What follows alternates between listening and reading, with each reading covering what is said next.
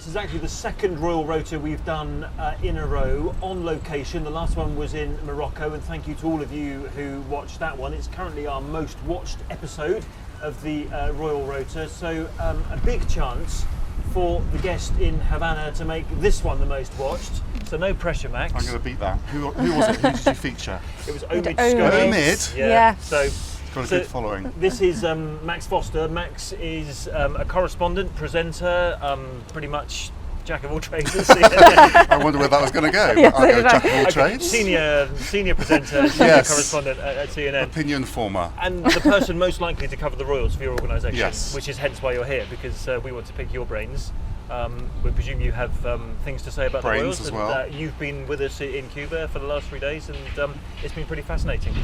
Lizzie's here as well. Lizzie Robinson is the producer and rapidly becoming the most I don't know where he's going. most well-respected member of the travelling press team. I don't know where you're going. Absolutely, utter respect. 100%. So it's been good, isn't it, Havana? I thoroughly enjoyed it. It's been quite lively.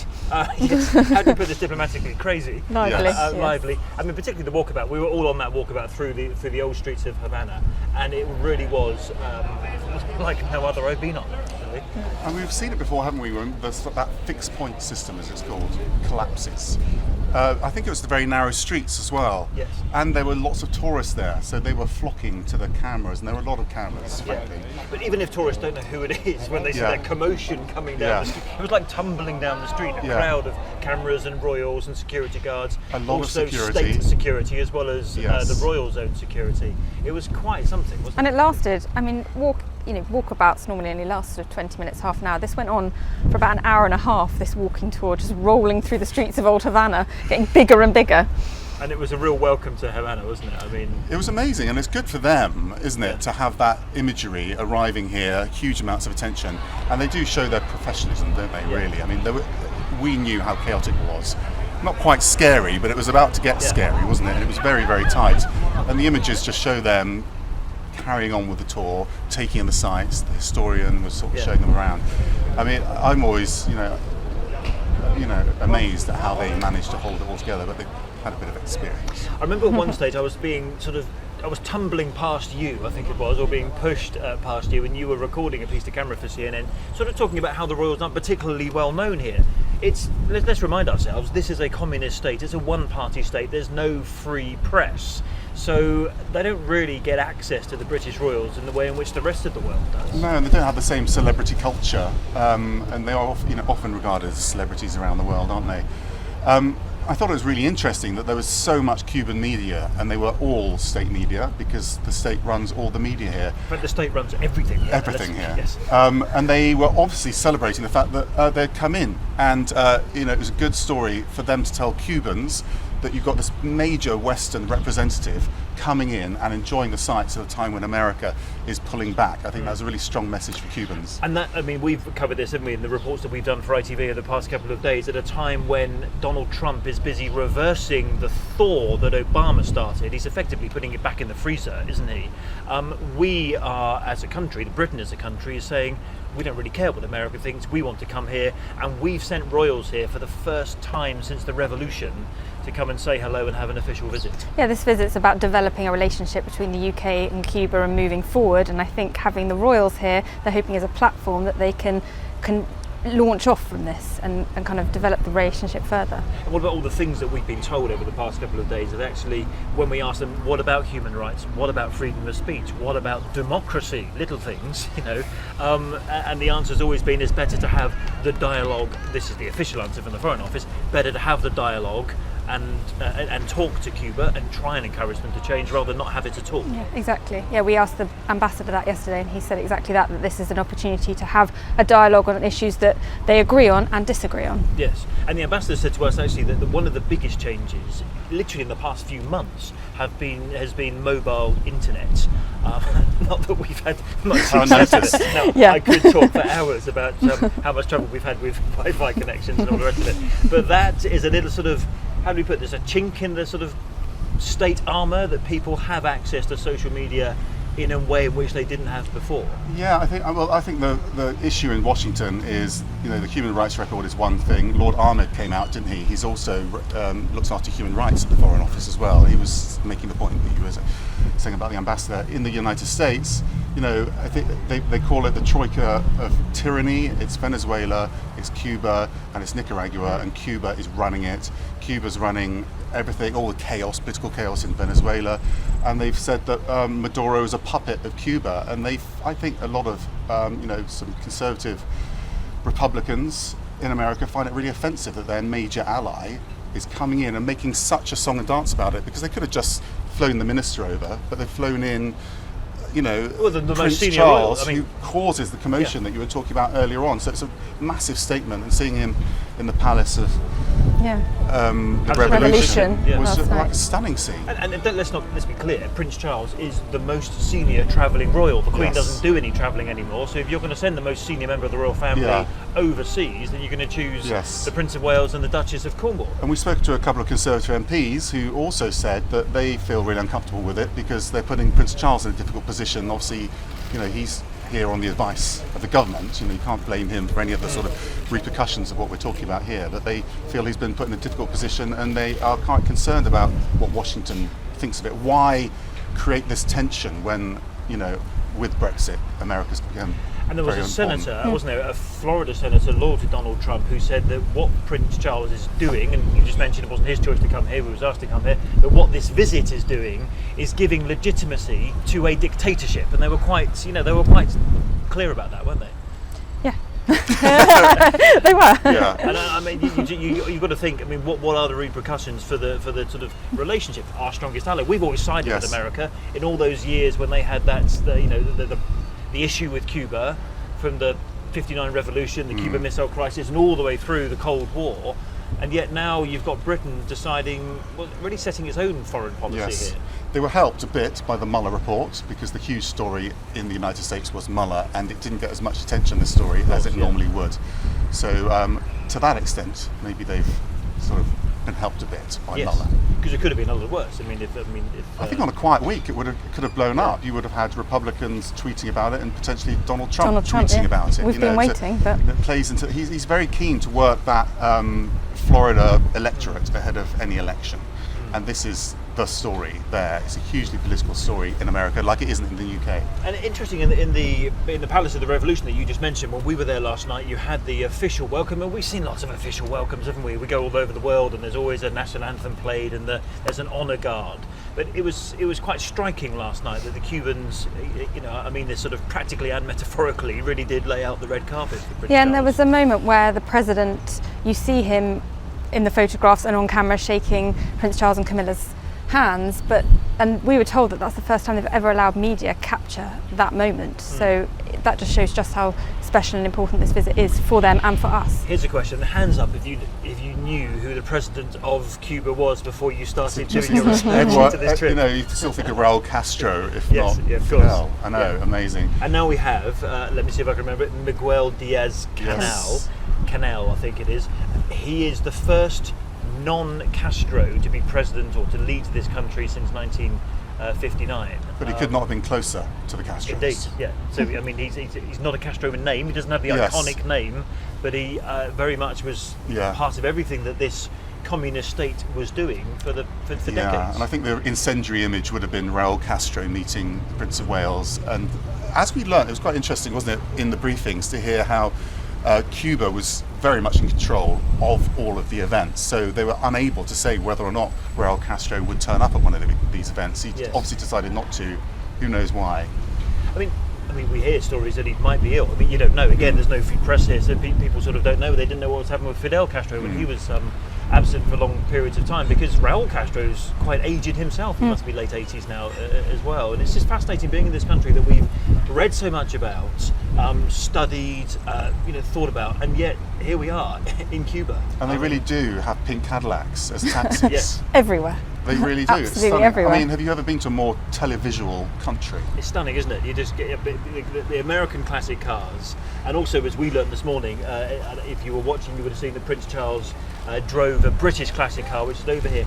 But even if you delve into the whole issue of the cars here, you do get a sort of insight into the history of Cuba. Why do they have old cars? Well, because Fidel Castro banned imports of American cars and essentially European cars. They've had to keep these things on the road. It's like keeping old relics on the road for all these And also years. the survival of human spirit, they're in impeccable sort of condition, aren't they? And they're so well looked after. And they're sort of analog systems in a way, so you can fix them just by being great mechanics, whereas if, in the computerized versions would be the same. And when we were asking about them, they said they literally do have to get a little bit of a part from here, borrow a part from there, adapt a part over there, just to keep these engines running, because these cars are from the sort of early 1950s, a lot of them, brought over in what was when Cuba was the playground, wasn't it, of the Americans under the dictator Batista. Yeah, and the architecture, that's another thing, isn't it? You look behind these doorways and you see these whole worlds behind. A lot of it's falling down. Our bureau chief took us around today, and there was occasionally you see gaps in the buildings. A bit like war damage in other countries, but this is literally buildings just collapsing, and they're describing how a lot of Cubans walk down the middle of the road to avoid all of the masonry falling off these buildings. But it adds to the character. It's extraordinary, and you feel the history here, isn't there? So much character for a country that's actually reasonably small. It's we never really think about it as a Caribbean country, and we were in the Caribbean at the very start of this tour. We were in Grenada and Barbados, weren't we? Lucky us. But that felt Caribbean. This is in the same part of the world, but it and we were feels saying totally the other day, it doesn't feel Caribbean at all. It's got more of a Latin American feel, I'd say, than Caribbean. Yeah, it feels completely different here, doesn't it? And it's been a fascinating little visit. But Prince Charles and Camilla were in the Caribbean for quite some time before they came here, doing all those things, visiting 5 realms, countries where the Queen is still the head of state. Couldn't be much different to here. Yeah. And the day that we had in Grenada was quite something, wasn't it? Yeah, it was amazing. We flew in and just did the day in Grenada, and it was so colourful, so fun, lots of music, dancing on the streets. It was brilliant, wasn't it? We really enjoyed it. Really lovely place. Have you been getting actually. grief for your social media pictures? We've tried to keep From the social colleagues? media. I mean, what no one understands is we're just going to say it. These tours are really hard work. Really hard work, But, yes. Of course when you're on a beach, you have to make it look comfortable and relaxed because it's part of our job. But it's lovely to be here, but we're not complete layabouts. Yes. No. Can I just put that on the record? We're not. We're definitely you not. have to accurately represent the country that you're in through your photography. Yes. But that doesn't mean that you're laying on a beach. And your linen. Indeed, yes. Yes. Linen shirt. Which Yes, is and the mojitos under the table, which Lizzie doesn't want the viewers to see. There are no mojitos under the No, table. it's a lie. Honest, Fake news. Honest. Fake news. But yes, but it's been interesting tour. Now he goes on to the Cayman after this, and then wraps up the whole thing. Interestingly, actually, when they were planning this tour, we were wondering whether Prince Charles was going to fly back to a UK that was in the European Union or out of the European Union. Yeah. Now, of course, look, they don't do politics, and therefore, why should they change their schedules? But given that he is such a senior member of the royal family, that would have had some sort of implication. As it happens, well, who knows? Who knows what's going I have no on? idea what's going on with Brexit. But do you think that this plays into Brexit in the extent that they are literally scrambling around now for any sort of trade relationships they can find in case there's a hard exit? I think it would be hard not to make those conclusions, and we were talking just now, weren't we, about whether or not the Americans agree with what Prince Charles has been asked to do here. And I think you do have to wonder whether or not this is about us saying, look, if we're going to reach out to other parts of the world, we're going to go and say hello to Cuba, even if our closest ally and the administration in the White House doesn't like it. So, I don't think you can completely rule out that this visit plays into that Brexit story somewhere. I do think it's interesting as well when I've always been fascinated by that intersection of monarchy and politics, and this is really the hard end of it, isn't it? And we've got this minister that's over, and they talk about convening power, yes, and how it is an example of how the royal family do give real value to the UK, because you wouldn't be able to get into that amazing palace last night in the same way if you didn't have the royal family. Yeah. If you were just a minister from a country that's about to break away from the most powerful trading bloc in the world. Do you know what I mean? Yeah. So it has shown the power of monarchy, soft power, whatever you want to call it. Soft diplomacy, isn't Yeah. it? And actually, we've seen this really. I mean, in the time that we've both been covering this brief, we've seen it when they've sent them off to Italy and to Romania and to Norway and to Sweden, and Prince Charles goes to Ireland as well. It's about that soft diplomacy, and that's part of what the royal family is about, isn't it? I've been in extraordinary scenes in rooms where you just wouldn't believe the people that were there, and they're only there really, particularly in parts of Africa and Asia, they're only there to meet the couple. But it's a smart sort of diplomatic system, isn't it? You sort of sweep in, and they have some commercial sort of people coming in, and suddenly you're mingling with all these people. It's a powerful tool. And I think if you sent the Foreign Secretary to do a not dissimilar job that Prince Charles and Camilla have been asked to do here, they wouldn't get a fraction of the attention, a fraction of the coverage, a fraction of the, I suppose, the weight that they can bring to the visit. It's fascinating. Yeah. What did you think of the classic car event this morning? Because that was quite something. And I'll tell you a story about me driving that 1953 MG. He did. I did hear rumours. Yes. I was a bit nervous. I was very cynical arriving, I have to say, because we've been here a couple of days. I haven't seen one British vintage car on the road. And suddenly they were they were all there. Yes. And one thing I was told is there's quite a few Land Rovers, and I didn't see any of them. But they obviously exist, and I mean they're just amazing. And I think you've got a British one as opposed to an American one. It's obviously quite a thing. And so we hear Prince Charles had been doing a little circuit around the ambassador's residence to check that he could drive the thing, because clearly in front of all those cameras he wouldn't want to crash it. And given how expensive that car is, I don't think a bit more the expensive owner, now. Well, I don't think the owner would have been overly pleased. Well, Camilla if said that he crashed didn't go particularly fast, didn't she? Yes. When they drove there, and that he didn't get into top gear, but apparently he did all right. She said. All right. Yes. Resounding endorsement. We had a very little chat, didn't we, We did. with the Duchess when she got out of the car, and I think she said to us, didn't get in the top gear, and they sort of had to swerve around some dogs. Get around some dogs on the road. Well, there are stray dogs everywhere, so they were obviously out to see the royals. Another interesting story about the stray dogs here, that apparently that they are vaccinated and they have their manhood removed from them in order that they can roam the streets. Oh, so we can strike them, unlike other countries. Exactly so. Yeah. So they're basically they have their accreditation, if you like, to be a stray dog, which is part of what makes this country so different, isn't it? Everything about it I found, from the food to the people to the cars to the roads to the internet, not for a good reason, but everything about it has been different, hasn't it? It's funny because it's a very sort of sophisticated culture, and there's so many elements, of modern society here, but then there's, things that are just blatantly missing. And I was being told that, quite often you have these basic, things in life like soap or bread or, I think there was an issue with eggs at one point, and they just disappear for months, and no one knows where they've gone. But you have to adjust, and it just shows how you can just adjust. It's amazing, and we get, it just shows how lucky we are in all that we've got. But it's been quite liberating, isn't it? Not having the phone the whole time. It's slightly stressful when the newsroom is emailing you. I think if I wasn't working, it would be liberating, but it is tricky. We didn't have to email and file and tweet and do other things. Then I would find it liberating. Instead of actually found it hugely frustrating.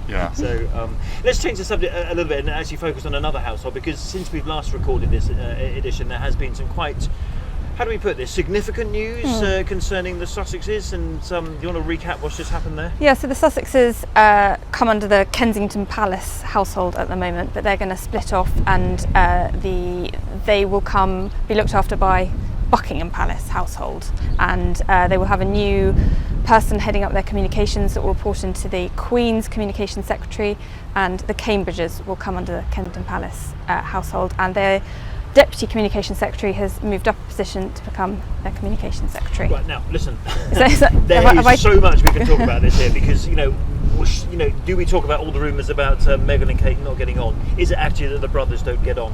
Is the Queen keeping an eye on Harry and Meghan because she's asked their household to come under Buckingham Palace and not have an independent household as we believe they wanted? Where do we start with all of that? Over to you, Max. Actually, I think the brothers have been quite honest about the fact that they argue.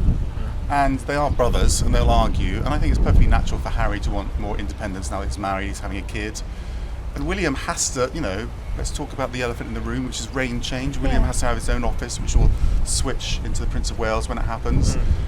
I think there probably are tensions there, like any family. I don't know.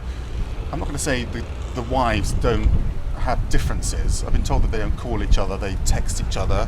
But then, they've met in their 30s, and do you get on really well with your sister-in-law? They're your best friend? No. Or even your siblings sometimes. It's quite normal for families not to get on. But, I think we've discussed on this programme before, we've always seen as a nation, we're probably guilty of actually thinking that the brothers themselves are a couple, if you like, The since boys. they lost their mother. Always the Yeah. boys, isn't it? But actually, it's happened. This split in their household, if you like, going their separate ways. It's happening much later than it does for most siblings. You know, they're in Yes, their yes. And I think- mid-30s now, so it's quite normal for them to want to live separately, work separately, and not be on top of one. And I think a lot of people expected this move to potentially happen before the wedding or just after the wedding. So the fact that we've kind of nearly a year on, Yes.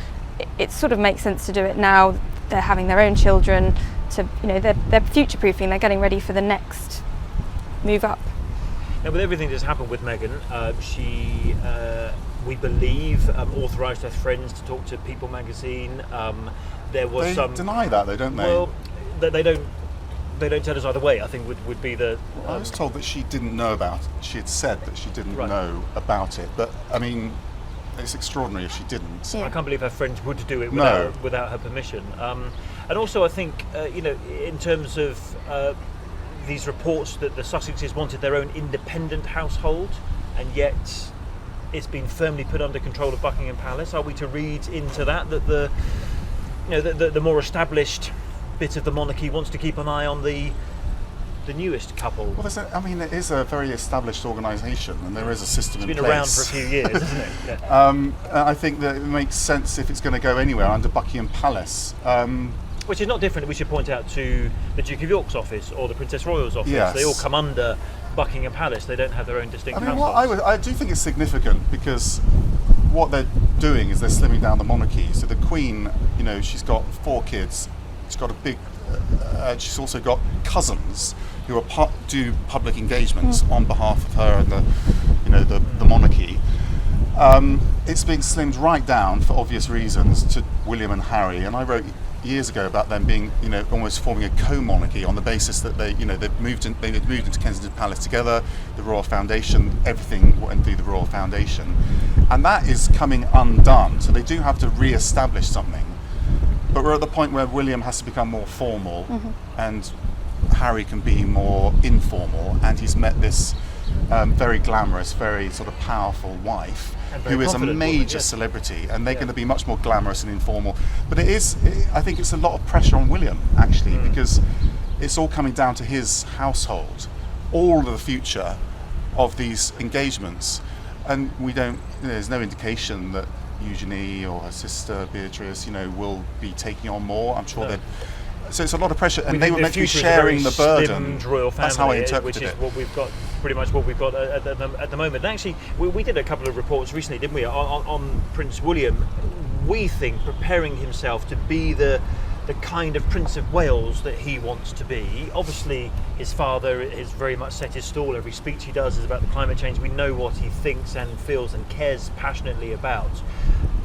If you talk about what we saw in Blackpool, for example, which we thought was very significant, as well as Dundee before that and Belfast, I think that Prince William is really beginning to shape the kind of Prince of Wales that he wants to be, because Blackpool was fascinating, wasn't it? Yeah, we've seen a little bit more of William showing about the issues that he's interested in or concerned about or wants to know more about, and kind of getting out around the country and going to places that you maybe wouldn't expect to see a royal. So he was in Blackpool, and he said he went to he talked a lot about housing and the housing problems that were there, and he gave us sort of remarks, I wouldn't have called it a speech, about his kind of concerns about the state of housing in Yes. Blackpool, didn't And he? these were private landlords who were allowing their homes to fall into such a terrible state of repair and still charge people, either through housing benefit or through private rent, a lot of money to live there. And what was fascinating for me was seeing William and Kate go into one of those absolutely, was terribly maintained atrocious, houses, yeah. where the kitchen was falling apart. They had to reinforce the floor to make sure that the future king didn't fall through it.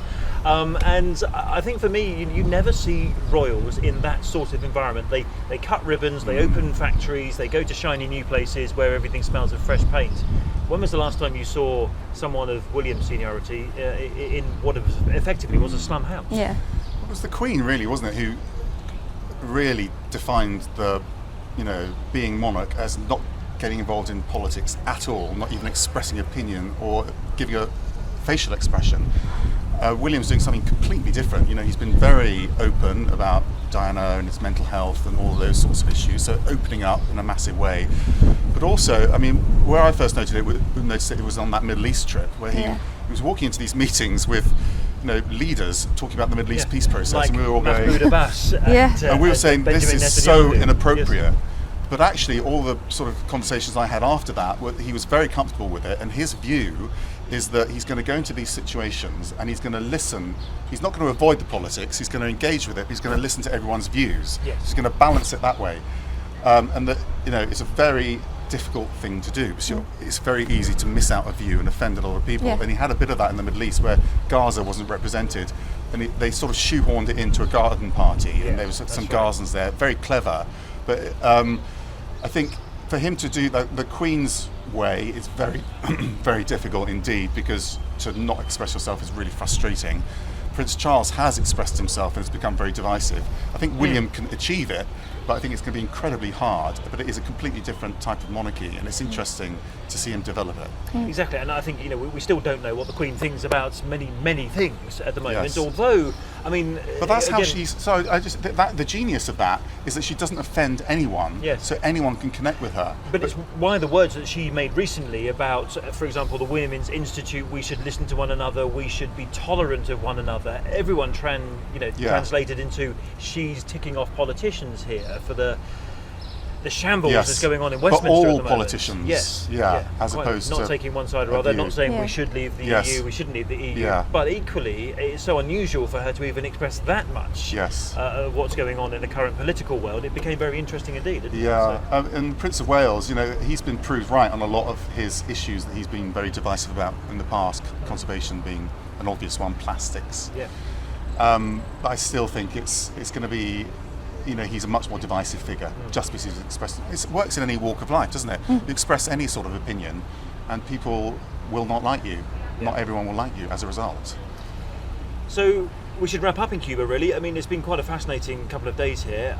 Historic visit, politically sensitive because of everything we've spoken about as well, but hugely enjoyable, wouldn't you say? Yeah, really, really amazing to be here, to see it. That old town walkabout was incredible. It'd be nice to go back and actually see it without all the crowds.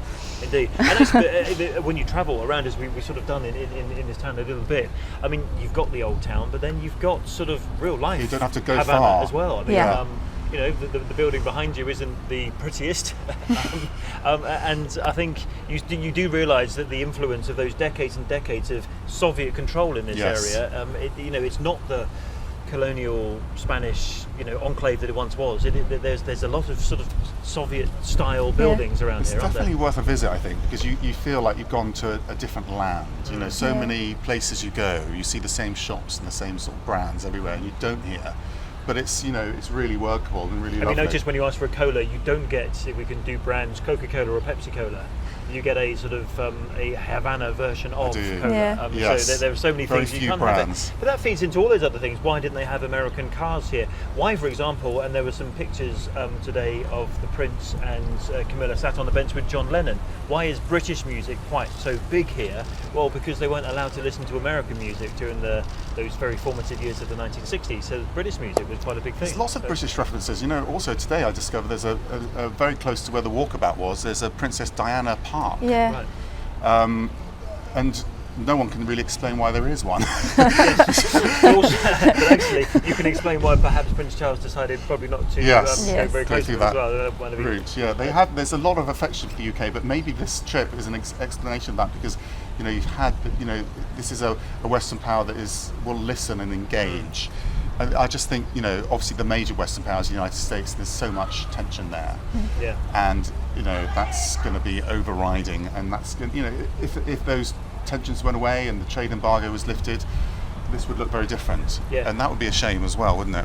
What are the maybe the main images that you would take from this? Because I recall, the first one that I thought, wow, was Prince Charles standing in front of that giant mural of Che Guevara, the Argentinian communist who was Looking down. who was a very close colleague of Fidel Castro for many years. Within about an hour of him landing, he was already in Revolution Square with And I that think image quite a few behind things on him. my Twitter feed say, this guy wasn't quite so good. That he was responsible for some of the brutality in this regime Absolutely. as well. So just to see Prince Charles's face in front of that giant mural for me sort of went, well, Wow. this is quite a big It was story. pretty punchy. Yeah. I think it's been a very Yeah, punchy punchy. trip.